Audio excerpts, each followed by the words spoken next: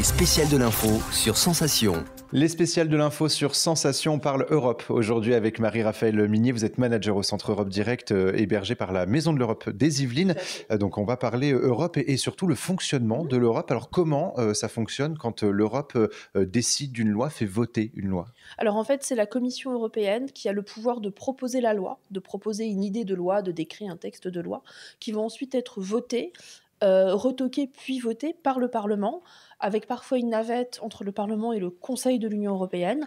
Et ensuite, finalement, la loi est votée. Donc il faut bien comprendre que la force de proposition, c'est la Commission, et qu'ensuite on a un organe législatif qui va ratifier ou pas cette proposition. Alors des fois, on parle de commission, donc avec tous les eurodéputés qui votent. Des fois, on parle que des 27 États membres. Alors, quelle est la différence? Est-ce qu'un coup, c'est les chefs d'État qui votent? Est-ce que c'est toujours les eurodéputés qui votent? Ce sont les eurodéputés qui votent, exactement. À partir de juin, ils seront 720, répartis en plusieurs commissions.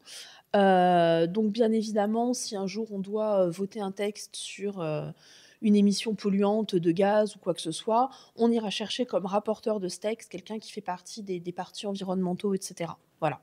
Alors, que risque un État membre en cas de non-respect à la mise en place d'une loi? Est-ce qu'il y a des sanctions qui existent? Alors pour l'instant, on n'a pas réellement de précédent à ce niveau-là.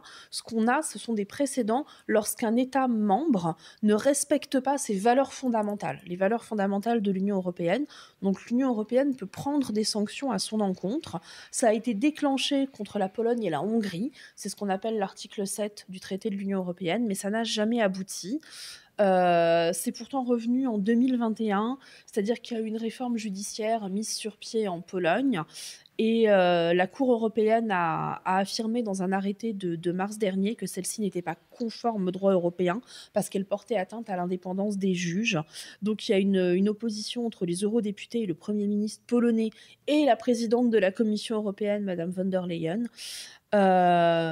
qui a estimé que une telle prise de position, une telle réforme judiciaire remettait en cause les fondements même de l'Union européenne. Alors, en quelques mots, quelles sont les thématiques essentielles là, pour en tout cas les prochains mois de l'Europe?